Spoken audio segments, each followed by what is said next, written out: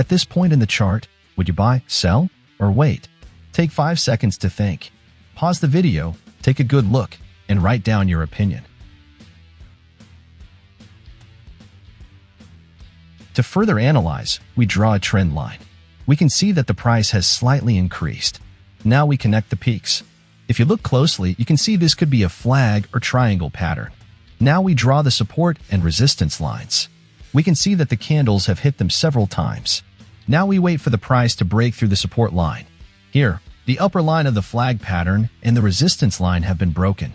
After breaking through the resistance line, we see it has acted as support and the price has pulled back above the flag pattern. Now we enter a long trade. We set the risk-to-reward ratio to 2. The stop is below the last price low. Congratulations, you can see that you were able to profit from the market using this method. Trade with me.